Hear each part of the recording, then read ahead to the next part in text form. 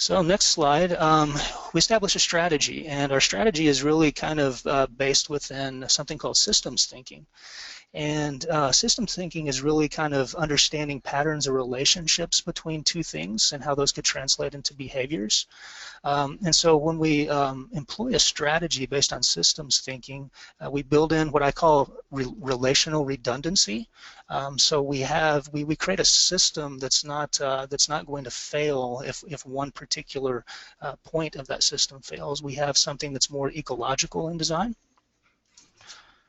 And the next slide starts to show visually laying out how we work with the design team to understand the client's goals early on. So what we have here is kind of goals and strategies, and we had a goal of kind of managing or enhancing the microclimate here to have human comfort and maintain kind of homeostasis where we didn't get any wild temperature and humidity fluctuations. And so what we've tried to do there is really kind of map these to these primary, secondary, tertiary, and even these micro strategies within several different categories, and kind of map how each of these things start to talk to each other. Okay. So understanding that, that kind of gives you a bit of the why. And so what we were challenged with now is essentially creating this large envelope that does provide this open air environment, and then figuring out how can we make it work. So here's a view kind of looking across from some of the plaza area. So you see that this roof or this skin really covers, as we talked about, more than just the stadium, and it reaches out and creates these kind of outdoor rooms, which are really nice to kind of blur the edge between inside and out. And so now the problem becomes something that's a little more pragmatic. If we go to the next slide, we're going to see what we're looking at is how do we design, develop, document, and fabricate a system comprised of over 75,000 uniquely sized and perforated panels. So what we're doing here, yeah, exactly, super simple.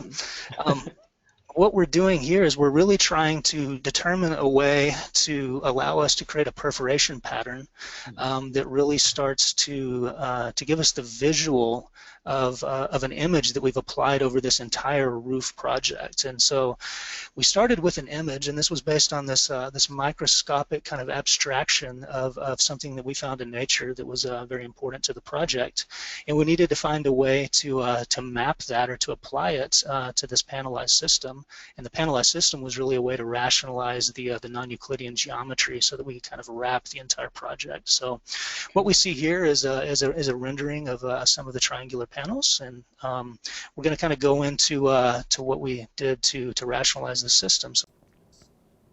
And maybe, Heath, if I may sort of back up a second. So all the work you guys did to understand sort of the parameters of the site that we just talked through, give me a high-level overview of how does that reflected in this skin that you've created? Because you said from a programmatic standpoint, this big sort of roof piece is designed to sort of kind of bring it all together, both the stadium and these other parts. But how is the sustainable and the site characteristics reflected, I guess, maybe in this piece?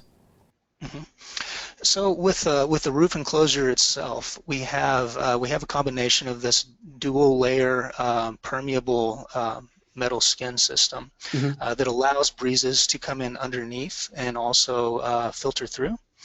Okay. And then the kind of localized area, if you recall back from one of the first images over the stadium itself, we're using an ETFE skin system as the roof, and we're using that not only because it's lightweight and it's transparent, so we get the feeling of kind of being outside, but we can also kind of use these strategies in combination so that we can kind of tune the ability to bring natural breezes and ventilation in from the side, and then take a little bit advantage of allowing some of the heat that we get in terms of solar heat gain to come into the space to collect in some of the concrete areas. Okay. And we can use that thermal mass effect that we talked about to start to radiate that heat later in the evening when it gets a little bit chilly. Okay. And so by a combination of being able to trap and retain some of this heat, have the ability to vacate that very specifically, we're starting space to work well with its environment. Okay, so for example here, if you can see this slide here, so this little gap right here is sort of